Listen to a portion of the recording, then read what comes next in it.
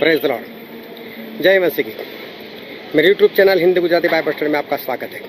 मेरे चैनल को अभी सब्सक्राइब कर लीजिए। दानिएल को परमेश्वर ने 70 सप्ताह के बारे में बताया।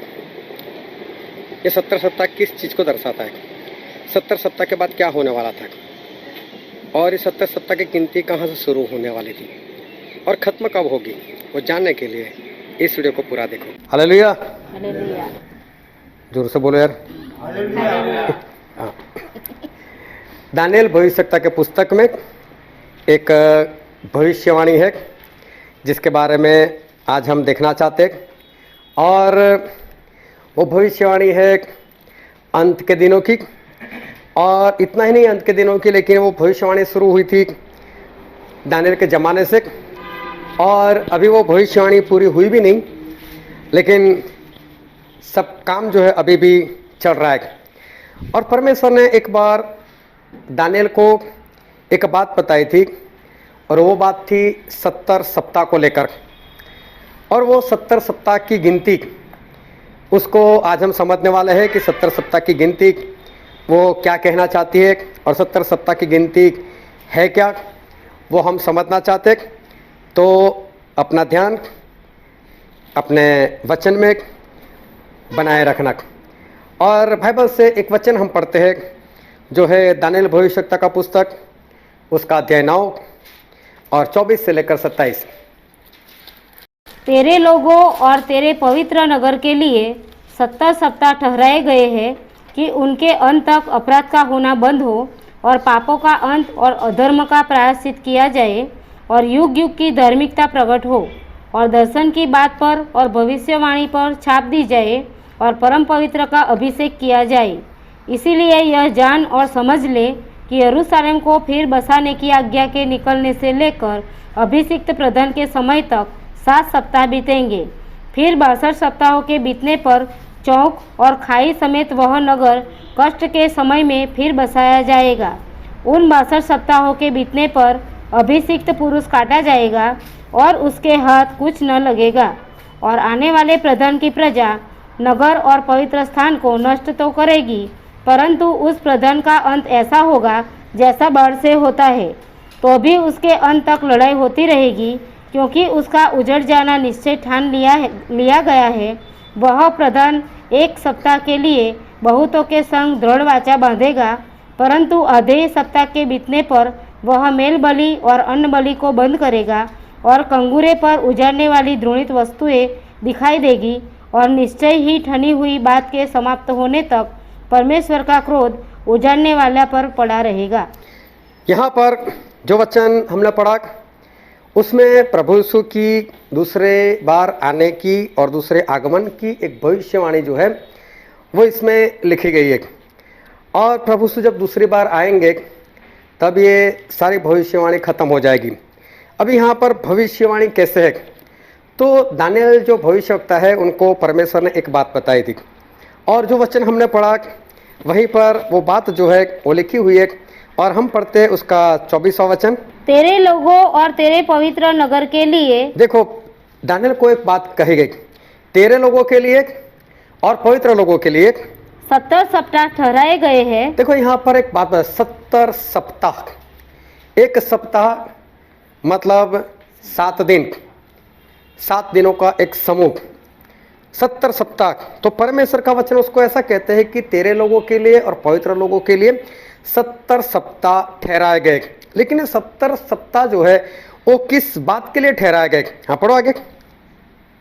कि उनके अंत तक अपराध का होना बंद हो। उसके अंत तक मतलब कि 70 सप्ताह अंत हो जाए, 70 सप्ताह जब खत्म हो जाए, तो परमेश्वर का वचन ऐसा कहता है कि वो अंत होने तक जो अपराध है, जो पाप है वो बंद हो जाए। फिर और पापों का अंत, देखो पापों का अंत हो जाए, और अधर्म का प्रायश्चित किया जाए, और अधर्म का प्रायश्चित किया जाए, और युग युग की धार्मिकता प्रकट हो, और युग युग की धार्मिकता प्रकट हो। इन बातों के लिए 70 सप्ताह ठहराए। किस बातों के लिए? कि अपराध बंद हो जाए, पाप का अंत हो जाए, और हमेशा की धार्मिकता मतलब हमेशा की आज्ञाकारी, उसके लिए परमेश्वर कहते हैं कि तेरे लोगों के सिर और पवित्र लोगों के सर के ऊपर 70 सप्ताह ठहराए हुए हैं। अभी 70 सप्ताह इस बात के लिए ठहराए कि पाप बंद हो जाए। क्या कभी पाप बंद हो सकता है? पाप तभी बंद होगा कि जब शैतान को मार दिया जाए, या शैतान वो खत्म हो जाए, या तो शैतान को नरक में डाल दिया जाए, उसको काम ना करने दो, तो ही पाप बंद हो सकता है, वरना पाप कभी बंद नहीं हो सकता। अपराध भी बंद कभी नहीं हो सकते जब तक शैतान है। शैतान को बांध लो या तो उसको नरक में डाल दो, तो ही ऐसा हो सकता है कि पाप बंद हो जाए। फिर हमेशा की धार्मिकता मतलब हमेशा की आज्ञाकारी, तो आज्ञाकारी नहीं करना वही तो पाप है। तो हमेशा की आज्ञाकारी कब आ सकती है? कि जब शैतान ना हो, या तो उसको नरक में डाल दिया हो, या तो उसका काम खत्म कर दिया हो, तो ही ऐसा हो सकता है, वरना ऐसा नहीं हो सकता। और बाइबल में एक वचन और पढ़ते हैं जो है प्रकाशित वाक्य उसका अध्याय 20 और 1, 2 और 3 वचन। फिर मैंने एक स्वर्गदूत को स्वर्ग से उतरते देखा, जिसके हाथ में अथाह कुंड की कुंजी और एक बड़ी जंजीर थी। उसने उस अजगर अर्थात पुराने सांप को, जो इबलीस और शैतान है, पकड़ के 1000 वर्ष के लिए बांध दिया। यहाँ पर बाइबल में लिखा है कि एक स्वर्गदूत दिखाई दिया, लेकिन ये स्वर्गदूत नहीं है, सब कोडवर्ड में लिखा हुआ है, और वो है प्रभु यीशु खुद। और प्रभु यीशु उन्होंने आकर उस शैतान को उस नरक के अंदर, या तो आग की जो झील है, आग का जो खड्डा है, उसके अंदर जाकर उसको बंद कर दिया। 1000 साल के लिए उसको बंद कर दिया। फिर और उसे अथाह कुंड में डालकर बंद कर दिया और उस पर मुहर लगा दी कि वह 1000 वर्ष के पूरे होने तक जाति जाति के लोगों को फिर न भरमाए। इसके बाद अवश्य है कि वह थोड़ी देर के लिए फिर खोला जाए। ऐसा लिखा है कि उसको इसलिए बांध दिया गया ताकि वो किसी को भरमाए ना, मतलब किसी को पाप ना करवाए। इसका मतलब ये इस दिन के बाद की बात है जो हमने पढ़ा दानिएल भविष्यवक्ता के पुस्तक में, कि अपराध बंद हो जाए, हमेशा की धार्मिकता आ जाए, पाप का अंत हो जाए। ये कब होगा? जब शैतान को बांध दिया जाए। तो यहाँ पर लिखा है कि प्रभु यीशु ने आकर उस शैतान को 1000 साल के लिए इसलिए बंद कर दिया ताकि वो किसी को ना भरमाए। मतलब 1000 साल इस धरती पर ऐसे आने वाले हैं जब शैतान का कोई भी काम नहीं होगा। और बाइबल में जो 1000 साल के राज की बात की है वो यही है। और 1000 साल का राज तभी शुरू होगा जब प्रभु यीशु इस धरती पर हमको लेने के लिए आएंगे, और उसके बाद 1000 साल का राज शुरू होगा। तो 1000 साल का राज जो शुरू होगा उससे पहले प्रभु यीशु आएंगे, और आने से पहले इस शैतान को पहले बांधेंगे, और शैतान को बांधने के बाद फिर वो अपनी सेना को लेकर, स्वर्गदूतों को लेकर वो इस धरती के ऊपर वो हमको लेने के लिए आएंगे। तो इसका मतलब जो दानिएल भविष्यवक्ता के पुस्तक में हम पढ़ रहे थे उसका 9वां अध्याय उसके 24 वचन में लिखा है कि 70 सप्ताह ठहराए हुए। तो 70 सप्ताह किस बात के लिए ठहराए? कि पाप बंद हो जाए।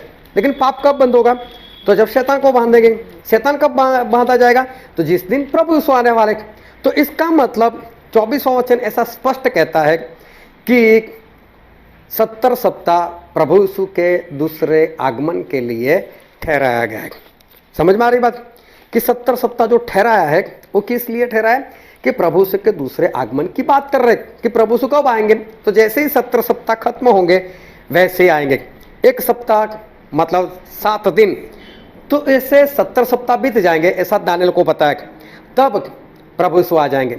इसका मतलब ये है कि यहाँ पर प्रभु यीशु के दूसरे आगमन की एक पक्की डेट वो परमेश्वर यहाँ पर बताएंगे, और बता रहे हैं हमको। और दानिएल को ये बात परमेश्वर ने बता दी कि मेरा आना कब हो सकता है। उसके लिए 70 सप्ताह ठहराए हुए। लेकिन 70 सप्ताह जो है उसकी गिनती हम कब से शुरू करें?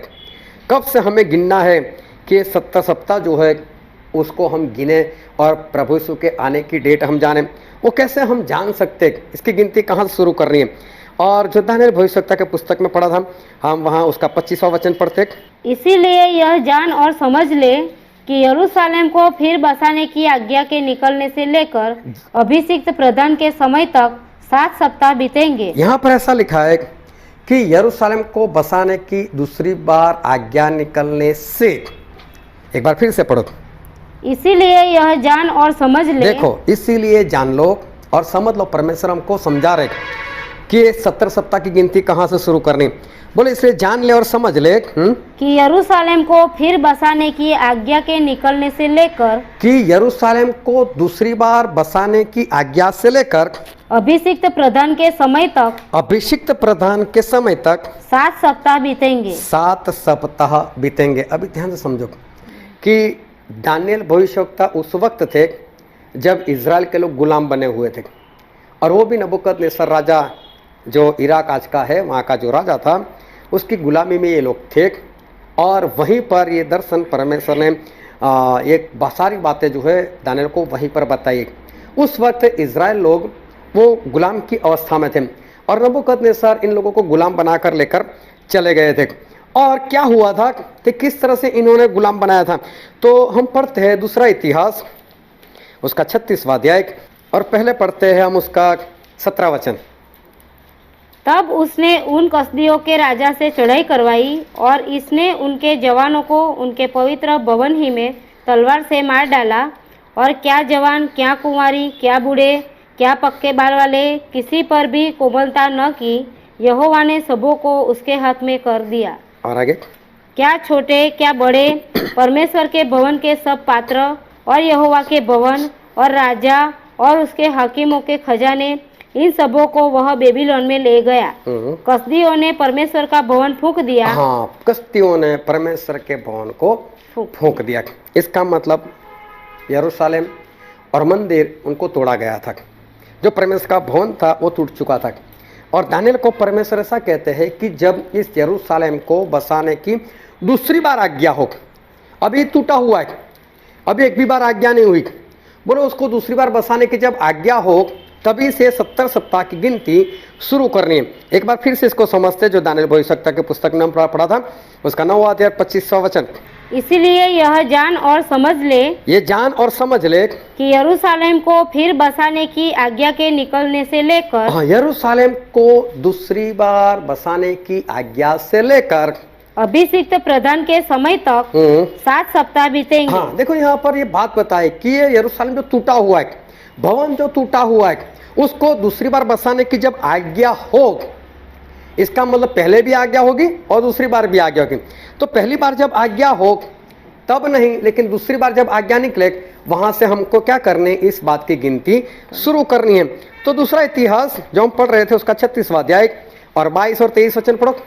फारस के राजा कुस्रू के पहले वर्ष में यहोवा ने उसके मन को उभारा कि जो वचन यिर्मयाह के मुंह से निकलता था वह पूरा हो। इसीलिए उसने अपने समस्त राज्य में यह प्रचार करवाया और इस आशय की चिट्ठियाँ लिखवाई। फारस का राजा कुस्रू कहता है, स्वर्ग के परमेश्वर यहोवा ने पृथ्वी भर का राज्य मुझे दिया है और उसी ने मुझे आज्ञा दी है कि यरूशलेम जो यहूदा में है उसमें मेरा एक भवन बनवा। हाँ, देखो कुस्रू राजा जो थे उनको परमेश्वर ने बताया, और कुस्रू राजा ने ये बात बताई कि जो परमेश्वर का भवन फूंक दिया गया है, यरूशलेम जो टूट गया है, उसको बनाओ।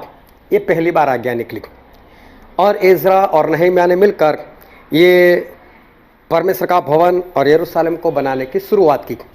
वो लोग जब बना रहे थे तो कई लोग विरोधी लोग आए और विरोधी लोगों ने आकर उसको रोकने का प्रयत्न किया, लेकिन ये पहली बार आज्ञा थी। इस आज्ञा को एक बार फिर से पढ़ते हैं एजरा के पुस्तक में उसका पहला अध्याय और 1 और 2 वचन। फारस के राजा कुस्रू के पहले वर्ष में यहोवा ने फारस के राजा कुस्रू का मन उभारा कि यहोवा को जो वचन यिर्मयाह के मुंह से निकला था वह पूरा हो जाए। इसीलिए उसने अपने समस्त राज्य में यह प्रचार करवाया और लिखवा भी दिया। फारस का राजा कुस्रू यो कहता है, स्वर्ग के परमेश्वर यहोवा ने पृथ्वी भर का राज्य मुझे दिया है और उसने मुझे आज्ञा दी कि यहूदा के यरूशलेम में मेरा एक भवन बनवा। हाँ, ये पहली बार की आज्ञा थी जो हमने 2 जगह पर पढ़ी कि पहली बार कुस्रू राजा जो थे उन्होंने आज्ञा दी कि जाओ यरूशलेम को बनाओ, भवन को बनाओ। बनाने की शुरुआत भी की एजरा और नहम्याह ने, लेकिन बनाते बनाते कुछ विरोधी लोगों ने वहाँ पर रुकावट लेकर आए और वो भवन बनना बंद हो गया। और एजरा के पुस्तक में पढ़ते उसका 4था अध्याय उसका 23 और 24 वचन। जब राजा अर्थक्षेत्र की यह चिट्ठी रहूम और शिमशे मंत्री और उनके सहयोगियों को पढ़कर सुनाई गई। तब वे उतावली करके यरूशलेम को यहूदियों के पास गए और बलपूर्वक उनको रोक दिया। तब परमेश्वर के भवन का काम जो यरूशलेम में है रुक गया और फारस के राजा दारा के राज्य के दूसरे वर्ष तक रुका रहा।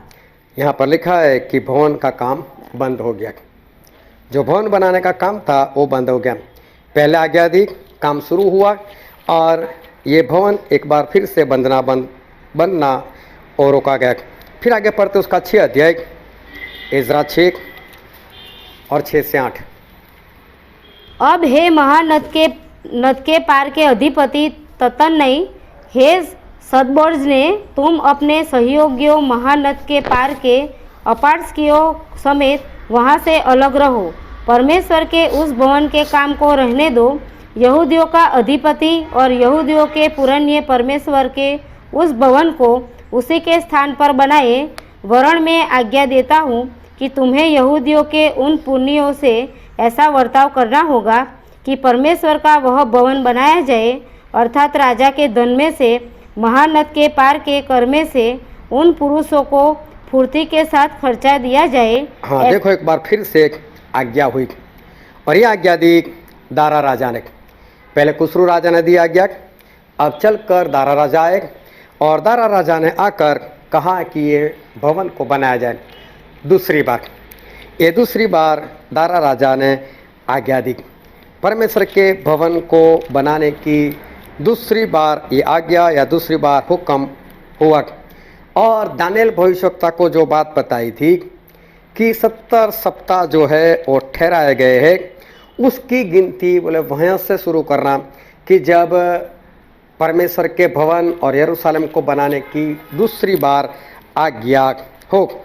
और फिर से हम पढ़ते हैं 25वां वचन जो दानिएल भविष्यवक्ता के 9 के 25 में लिखा है। इसीलिए यह जान और समझ ले कि यरूशलेम को फिर बसाने की आज्ञा के निकलने से लेकर अभिषेक प्रदान के समय तक 7 सप्ताह बीतेंगे। हाँ, इसका मतलब ये है कि गिनती हमें कब से शुरू कर रही है? जब दूसरी बार भवन को बनाने की आज्ञा हो। तो दूसरी बार भवन को बनाने की आज्ञा हो गई और वो की दारा राजा ने।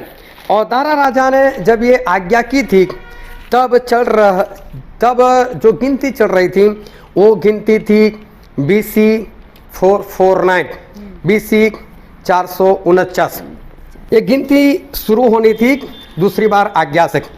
दूसरी बार जो दारा राजा ने आज्ञा दी वो दी थी BC 449। BC का मतलब होता है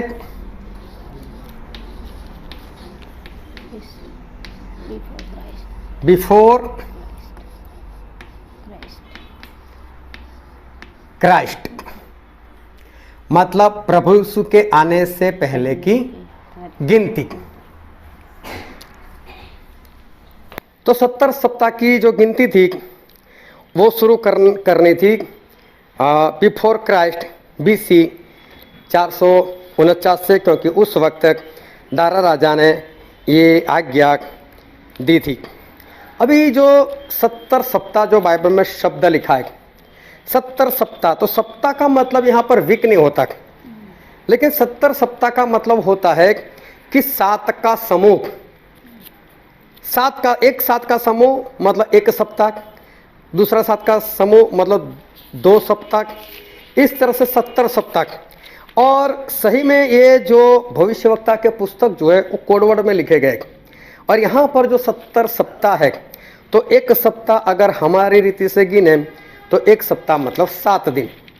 लेकिन परमेश्वर ने जो यहाँ पर जो गिनती बताई है वो 70 सप्ताह का मतलब 1 सप्ताह का मतलब 7 दिन नहीं होते, लेकिन 1 सप्ताह का मतलब होता है 7 साल।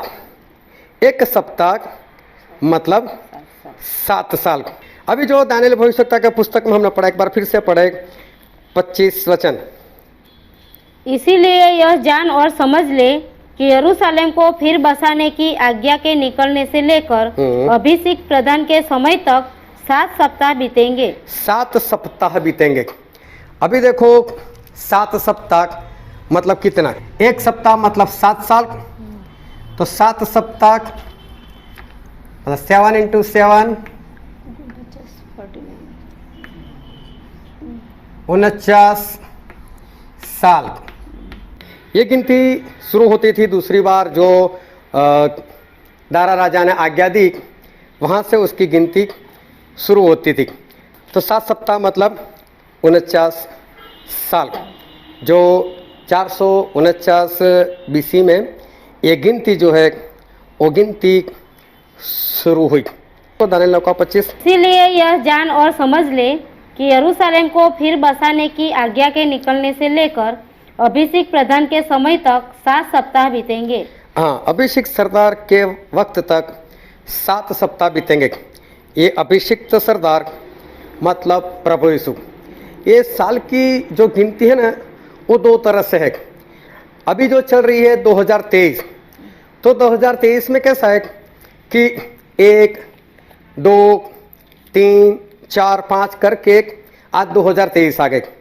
लेकिन जो BC की गिनती है, बिफोर क्राइस्ट, प्रभु यीशु के पहले की जो गिनती, तो वो गिनती कैसे होती है? प्रभु यीशु के आने से 1 साल पहले, प्रभु यीशु के आने से 2 साल पहले, उल्टी गिनती है।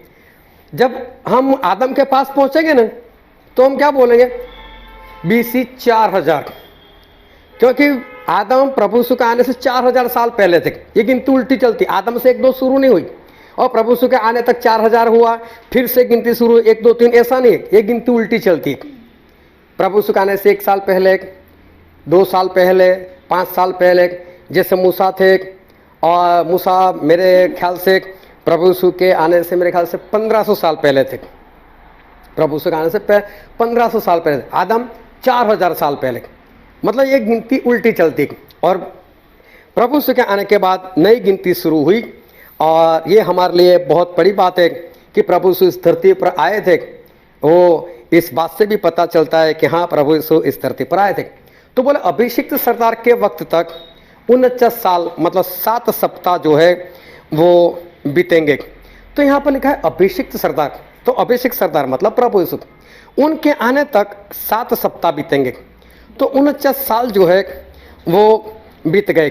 अभी ये जो गिनती शुरू हुई और जो मंदिर बनाने की या यरूशलेम को बनाने की जो आज्ञा हुई, तब से दूसरी बार आज्ञा हुई। और दूसरी बार आज्ञा कब हुई, इसको दिमाग में रखना ताकि पता चले। वो आज्ञा हुई थी 449 BC में, ये आज्ञा हुई थी। अभी देखो BC 449, उसमें से अभिषेक सरदार मतलब प्रभु यीशु तक 7 सप्ताह बीत गए, मतलब 49 साल बीत गए। अब ये 49 साल इसमें से माइनस करो, क्योंकि ये गिनती उल्टी चलती है। तो यहां पर उत्तर आता है 400। जब अभिषेक सरदार का वक्त शुरू हुआ, मतलब 7 साल जब खत्म हुए, तब 7 सप्ताह खत्म हुए, तब BC चल रही थी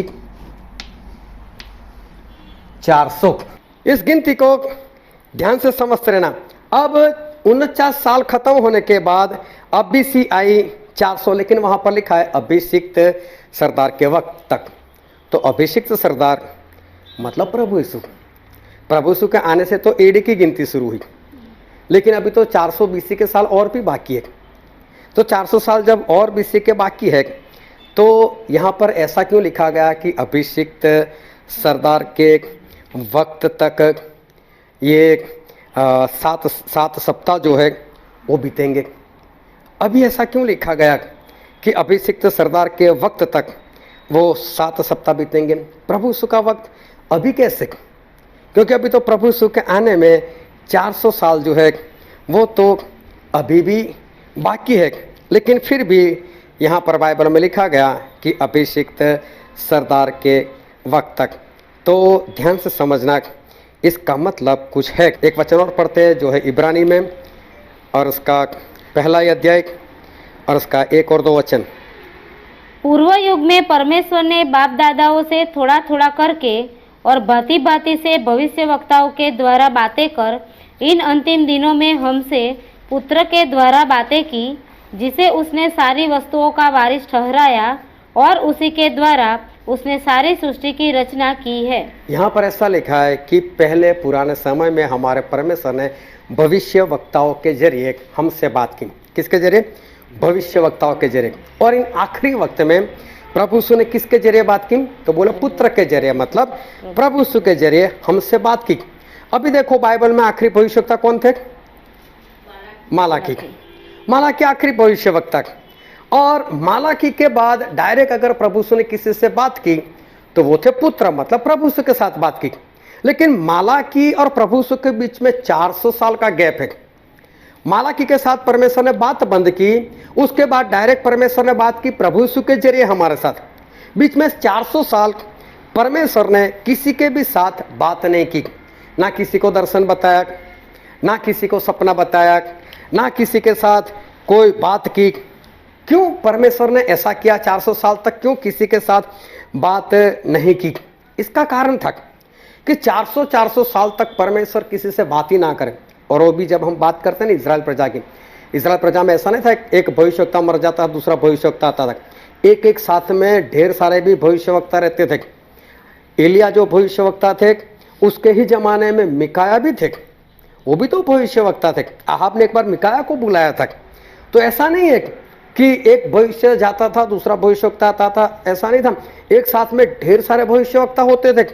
एलिसा को एक स्त्री आकर बोलती है कि मेरा पति भविष्यवक्ता था और वो मर गया और हम कर्जदार हैं, तो वहां पर भी भविष्यवक्ता थे।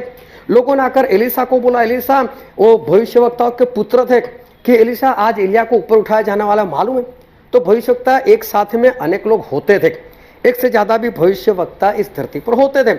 वो तो जिनकी जरूरत थी उनके पुस्तक को बाइबल में लिखा गया, लेकिन ऐसे ढेर सारे भविष्यवक्ता होते थे इजराइल में। तो इजराइल लोगों को आदत थी कि भविष्यवक्ता होते हैं, वो हमारे साथ परमेश्वर की बातें करते। लेकिन 400 साल तक अचानक बातें बंद हो गई, कोई भविष्यवक्ता पैदा ही नहीं हो रहा है, परमेश्वर किसी के साथ बात ही नहीं कर रहे। तो लोग सोचेंगे ना कि हमारे पूर्वज लोग के साथ तो परमेश्वर बातें करते थे, भविष्यवक्ता के साथ बात करते थे, लेकिन अभी तो कोई है ही नहीं। और अचानक से कोई आए और आए वो परमेश्वर की बातें करने लगे, चमत्कार करने लगे, तो लोग कितना खुश हो जाए, और हाँ परमेश्वर ने फिर से हमसे बातचीत करना शुरू कर दिया। तो इसलिए प्रभु यीशु जब इस धरती पर आए तब लोग उनको माने, लोग उनको जाने, लोग उनके पीछे चले, उनके पीछे भीड़ लग जाए कि हाँ इसके साथ परमेश्वर बातें करते, ऐसा हो।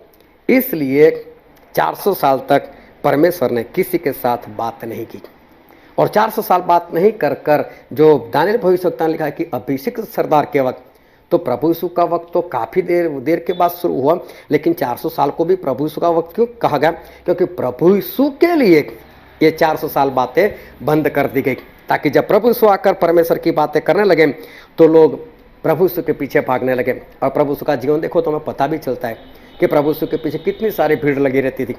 क्योंकि ऐसे जब पुराने नियम में देखो एक साथ में कितने भविष्यवक्ता होते थे, तो इनको कहाँ कीमत थी। कोई भागता था एलिसा के पीछे, कोई भागता था एलिया के पीछे जब जरूरत पड़ती तब। लेकिन 400 साल बात बंद हो गए तो प्रभु यीशु के पीछे लोग कैसे भागने लगे? लेकिन 400 साल जब परमेश्वर ने किसी के साथ बात नहीं की ना, तो वहाँ पर अलग अलग लोग खड़े भी हो गए। मालाकी तक हमको शास्त्री नहीं दिखते, वो नए नियम में शास्त्री लोग आ गए। पुराने नियम में मालाकी तक हमको फरीसी नहीं दिखते, वो भी आ गए। साधुकी लोग नहीं दिखते थे, वो भी नए नियम में आ गए। क्यों आ गए? क्योंकि चलाने वाला कोई था नहीं, परमेश्वर किसी से बात नहीं करते थे। तो लोगों को जो पसंद आया ऐसी परंपरा बना दी, ऐसी आज्ञाएं बना दी, और लोग वैसे ही चलकर वो अपनी दुकान जैसे है वो खोलकर ये लोग बैठ गए। परमेश्वर की अगुवाई जो है वो किसी को नहीं मिली। इसके कारण ऐसा उस वक्त हो गया। अभी ध्यान से समझते रहना कि जब प्रभु यीशु इस धरती पर आए और प्रभु यीशु ने आकर जो चमत्कार किए, तो इस कारण लोग प्रभु यीशु से पूछते थे कि तू मसीह है क्या? लोग बोलते थे कि तू मसीह है तो हमको निशान बता। और एक वचन हम पढ़ते हैं जो है यूहन्ना उसका 2 अध्याय, पढ़ो तो उसका 18 इस पर यहूदियों ने उससे कहा, तू जो यह करता है तो हमें कौन सा चिन्ह दिखाता है? हाँ, लोग प्रभु से सब पूछते थे कि हमको कौन सा निशान तू बताता है, कौन सा चिन्ह तू बताता है कि तू परमेश्वर की ओर से आया है, या तू भविष्यवक्ता है, या तो तू मसीह है। प्रभु यीशु कोई आम साधारण भविष्यवक्ता बनकर नहीं आए थे, ये कुछ बनकर आए थे। परमेश्वर इनके साथ बात कर रहे थे और परमेश्वर चाहते थे कि लोग प्रभु यीशु के पीछे आए, और इसलिए 400 साल तक परमेश्वर ने किसी के साथ बात नहीं की और लोग प्रभु यीशु को पूछते थे। एक बार नहीं आए तो हमने पढ़ा एक जगह पर, लेकिन बार बार लोग प्रभु यीशु से पूछते थे कि हमको निशान बता, क्या तू मसीह है कि नहीं, वो हमको बता। तो एक 70 सप्ताह की गिनती हम सीख रहे, उसमें से 7 सप्ताह मतलब 49 साल वो बीत गए। अभी BC 400 वो चल रही है और वहाँ पर हम रुके, हम आगे बढ़ते हैं। तो दानियेल भविष्यवक्ता का पुस्तक, उसका 9वां अध्याय, उसका 25 वचन और आगे पढ़ते। इसीलिए यह जान और समझ ले कि यरूशलेम को फिर बसाने की आज्ञा के निकलने से लेकर अभिषेक प्रदान के समय तक 7 सप्ताह बीतेंगे। फिर 62 सप्ताहों के बीतने पर 7 सप्ताह बीत गए और बोले, और 62 सप्ताह बीतने पर चौक और खाई समेत वह नगर कष्ट के समय में फिर बसाया जाएगा। वो नगर फिर से बसाया जाएगा।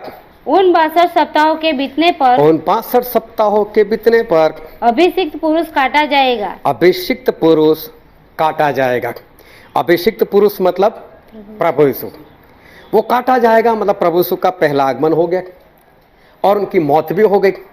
उनके मौत तक 62 सप्ताह और बीत जाएंगे।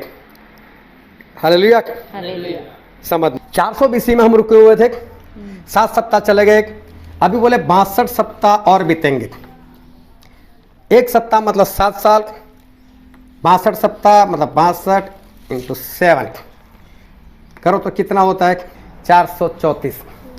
अभी देखो BC चल रही थी 400। BC का मतलब है बिफोर क्राइस्ट। उसके बाद प्रभु यीशु के आने के बाद जो गिनती शुरू हुई उसको बोलते हैं AD। AD का मतलब होता है एनो डोमिन,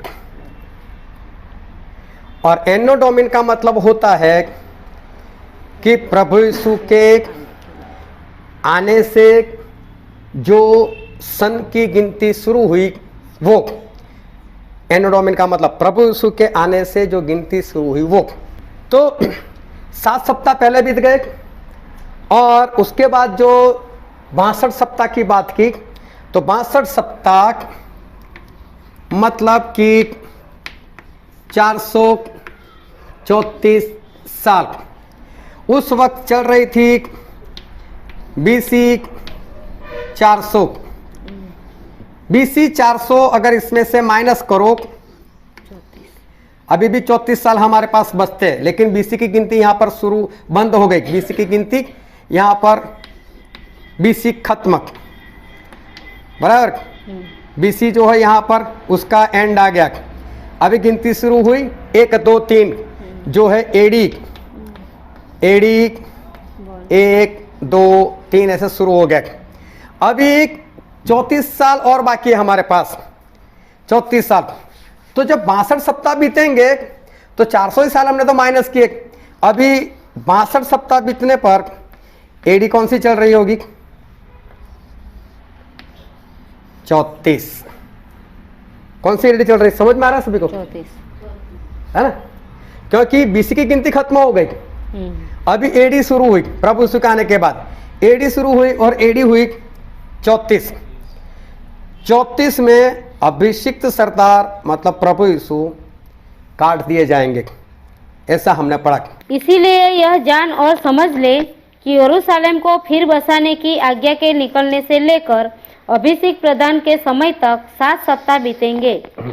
7 सप्ताह बीतेंगे। फिर 62 सप्ताहों के बीतने पर चौक और खाई समेत वह नगर कष्ट के समय में फिर बसाया जाएगा। फिर बसाया जाएगा। फिर उन 62 सप्ताहों के बीतने पर अभिषिक्त पुरुष काटा जाएगा। अभी अभिषिक्त पुरुष काटा जाएगा। अभिषिक्त पुरुष कौन? प्रभु यीशु की मौत। अभी प्रभु यीशु के जन्म से मतलब जब वो इस धरती पर आए तब से एक गिनती शुरू हुई। सन 1, सन 2, सन 3, सन 4 ऐसे गिनती शुरू हुई। प्रभु यीशु कितने साल जिंदा रहे थे? 33.5। अगर 33.5 साल बीत गए और 33.5 साल में प्रभु यीशु मर गए तो एडी कौन सी चलती होगी? 34। तो एडी वहीं पर आई। 62 सप्ताह बीतने पर प्रभु यीशु काट दिए जाएंगे। तो 62 सप्ताह बीतने पर एडी कौन सी चल रही थी? 34। और 34 में ही प्रभु यीशु मर गए ना, है ना? 34 में ही प्रभु यीशु मर गए। मतलब ये देखो, दानियल को जो भविष्यवाणी बताई परमेश्वर ने, जो गिनती बताई, उस गिनती के हिसाब से ही सब हो रहा है। और उस गिनती के हिसाब से पहले 7 सप्ताह और उसके बाद 62 सप्ताह जो है वो 62 सप्ताह खत्म हो गए। और उसी वक्त जब 62 सप्ताह खत्म हुए तब प्रभु यीशु की मौत हो गई। प्रभु यीशु का पहला आगमन हो चुका था और प्रभु यीशु की मौत भी हो गई। अब देखो, पहले कितने सप्ताह बीते? 7, मतलब 49 साल। उसके बाद कितने सप्ताह बीते? 62 सप्ताह,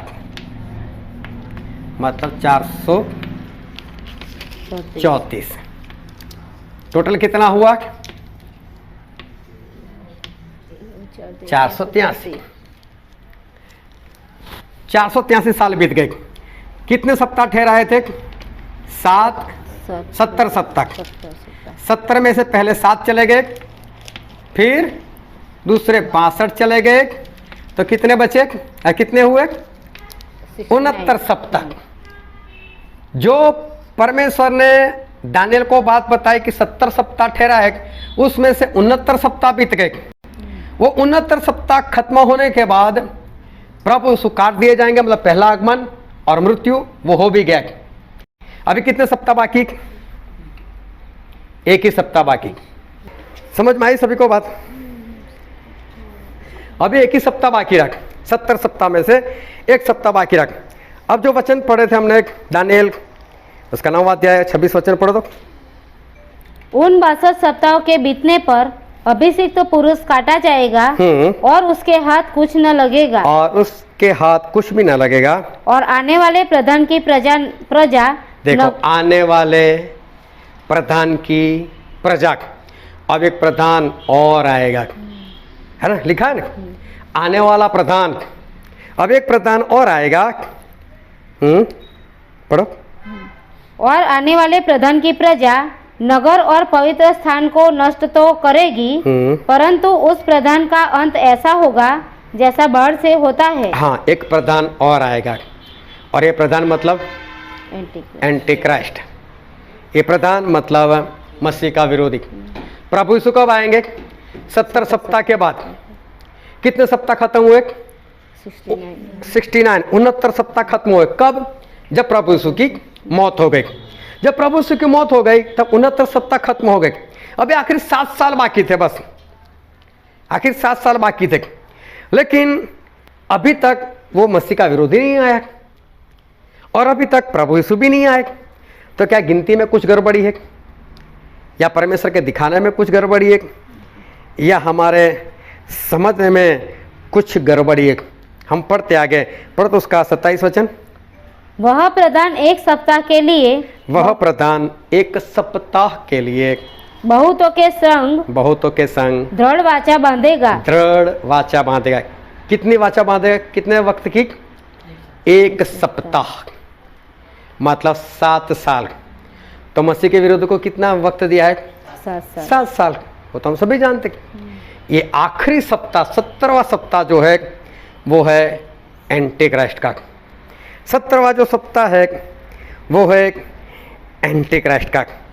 और जो वचन हमने पढ़ा था उसके 24वें वचन में ऐसा लिखा है कि परमेश्वर ने ऐसा कहा था कि मैंने तेरे लोगों के लिए और पवित्र लोगों के लिए 70 सप्ताह ठहराया है।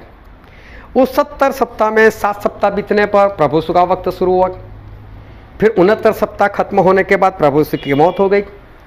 अभी एक ही सप्ताह बाकी रह गया और जो 69 सप्ताह जो थे वो खत्म हुए थे सन या एडी 34 में।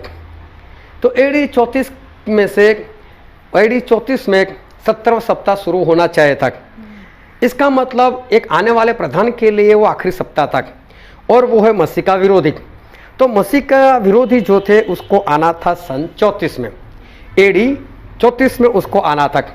और वो एडी 34 में आ जाता तो 7 साल के बाद मतलब सन एडी 41 में प्रभु यीशु भी आ जाते। लेकिन मसीह का विरोधी नहीं आया। मसीह का विरोधी नहीं आया।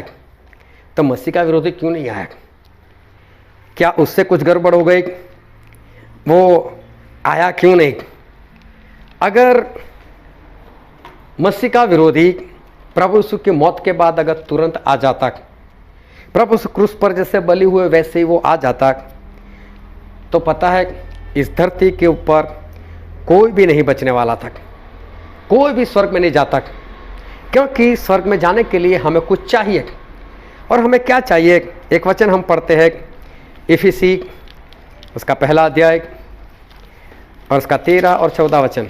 और उसी में तुम पर भी, जब तुमने सत्य का वचन सुना जो तुम्हारे उद्धार का सुसमाचार है और जिस पर तुमने विश्वास किया, प्रतिज्ञा किए हुए पवित्र आत्मा की छाप लगी। वह उसके मोल लिए हुओं के छुटकारे के लिए हमारी मीरास का बयाना है। हाँ, पवित्र आत्मा की मुहर लगी और पवित्र आत्मा हमारी मीरास का मतलब जो स्वर्ग हमें मिलने वाला है उसका बयाना है। अब प्रभु यीशु मरकर स्वर्ग में गए और स्वर्ग में जाने के 50वें दिन पवित्र आत्मा को हमेशा के लिए उतारे गए थे। तब तक पवित्र आत्मा किसी को नहीं दिए गए थे। जब पवित्र आत्मा किसी को नहीं दिए गए तो यहाँ पर जो हमने इफिसी में पढ़ा, तो पवित्र आत्मा तो हमारे लिए एक मुहर का काम करती है। और पवित्र आत्मा वो तो समझ लो कि हमारे लिए बयाना है स्वर्ग में जाने का।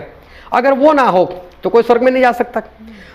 तो अगर मसीह का विरोधी प्रभु यीशु की मौत के बाद तुरंत खड़ा हो जाता तो किसी को पवित्र आत्मा नहीं दिए गए थे, सारे के सारे नाश हो जाते, कोई भी नहीं बचता।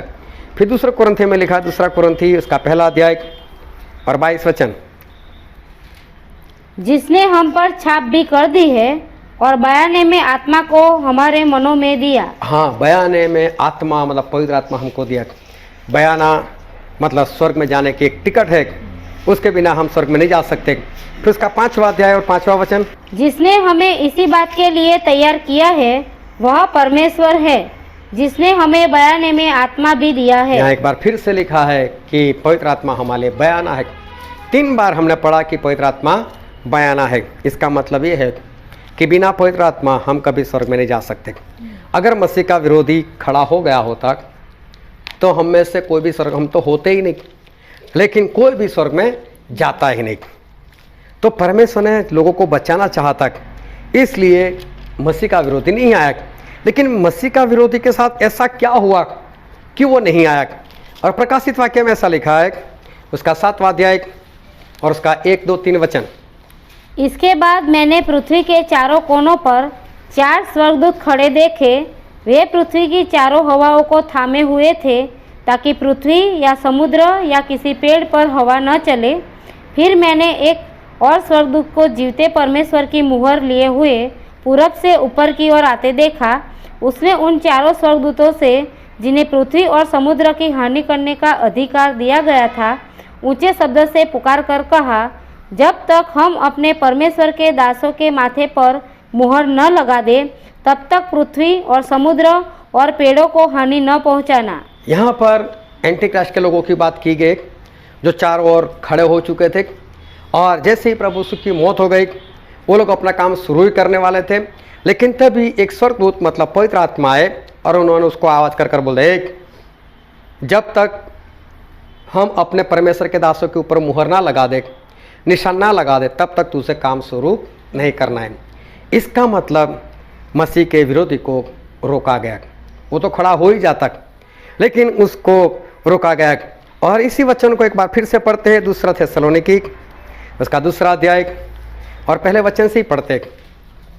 हे भाइयों, अब हम अपने प्रभु यीशु मसीह के आने और उसके पास अपने इकट्ठे होने के विषय में तुमसे विनती करते हैं। हाँ, यहाँ पर लिखा है कि प्रभु यीशु के वापस आने के, दूसरे आगमन की बात की और उनके पास हमारे इकट्ठा होने की बात कर रहे हैं कि किसी आत्मा या वचन या पत्री के द्वारा, जो कि मानो हमारी ओर से हो, यह समझकर कि प्रभु का दिन आ पहुँचा है, तुम्हारा मन अचानक अस्थिर न हो जाए और न तुम घबराओ। किसी रीति से किसी के धोखे में न आना, क्योंकि वह दिन न आएगा जब तक धर्म का त्याग न हो ले और वह पाप का पुरुष अर्थात विनाश का पुत्र प्रकट न हो। यहाँ पर परमेश्वर का वचन ऐसा कहता है कि जब तक वो पाप का पुरुष और विनाश का पुत्र मतलब मसीह का विरोध जब तक खड़ा ना हो, तब तक प्रभु का दूसरी बार आना नहीं हो सकता। उससे पहले इसको आना ही आना है। फिर आगे पढ़ो। जो विरोध करता है और हर एक से जो ईश्वर या पूज्य कहलाता है अपने आप को बड़ा ठहराता है, यहाँ तक कि वह परमेश्वर के मंदिर में बैठकर अपने आप को ईश्वर ठहराता है। क्या तुम्हें स्मरण नहीं कि जब मैं तुम्हारे यहाँ था तो तुमसे ये बातें कहा करता था? तुम उस वस्तुओं को जानते हो जो उसे अभी रोक रहा है। तुम जानते हो कि उसको किसी ने रोक रखा है कि वह अपने ही समय में प्रकट हो, क्योंकि अधर्म का भेद अब भी कार्य करता जाता है, पर अभी एक रोकने वाला है। एक रोकने वाला है, और जब तक वह दूर न हो जाए वह रोके रहेगा। हाँ, जब तक वो दूर ना हो जाए तब तक रोके रहेगा। मतलब पवित्र आत्मा को जब तक हटाया ना आ जाए तब तक पवित्र आत्मा मसीह के विरोधी को रोक कर रखेंगे। इसका मतलब दानिएल भविष्यवक्ता को जो 70 सप्ताह बताए उसमें से 69 सप्ताह तो प्रभु यीशु की मौत के साथ खत्म हो गए और प्रभु यीशु की मौत हुई थी सन 34 में। वो गिनती बिल्कुल परफेक्ट है और सन 34 में ही इस मसीह के विरोधी को खड़ा होना था। वो खड़ा भी हो ही चुका था, लेकिन काम शुरू करे उससे पहले पवित्र आत्मा उसको रोक ले, अभी तेरा काम नहीं, पहले मैं अपने दासों के ऊपर, मेरे परमेश्वर के दासों के ऊपर मुहर ना लगा लूँ, तब तक तुझे कुछ नहीं करना। और पवित्र आत्मा ने उसको रोक लिया। और पवित्र आत्मा ने रोक लिया तो हुआ क्या कि आखिरी सप्ताह वो इसको दिया है, लेकिन 69 सप्ताह खत्म हो गया और 70वां सप्ताह शुरू ही नहीं हुआ। तो हम लोग कहाँ पर आ गए? बीच वाले गैप में। 69 सप्ताह सन या एडी 34 में खत्म हो गए और एक आखिरी सप्ताह बाकी है, वो अभी तक शुरू नहीं हुआ। ये सप्ताह तब शुरू होगा जब मसीह का विरोधी खड़ा होगा। ये सप्ताह तब शुरू होगा जब पवित्र आत्मा बोलेंगे कि मैंने मेरा काम खत्म कर दिया और अब एंटी क्राइस्ट या मसीह का विरोधी तो अपना काम शुरू कर। तब आखिरी सप्ताह जो है वो शुरू होगा। लेकिन अब तक 69 सप्ताह जो है वो खत्म हो गए। लेकिन 69 सप्ताह तो ठीक है, लेकिन आने वाले दिनों में जो 70वां सप्ताह है वो बहुत ही खतरनाक है। 70वां सप्ताह में क्या क्या होने वाला है वो आगे हम देखेंगे, लेकिन 70वां सप्ताह वो बहुत ही खतरनाक है। और उससे पहले ये 69 सप्ताह खत्म हो चुके और 69 सप्ताह की गिनती पूरी परफेक्ट चल रही है, लेकिन आखिरी सप्ताह आने वाला है, उसके लिए हमें अपने आप को तैयार करना है। हालेलुया।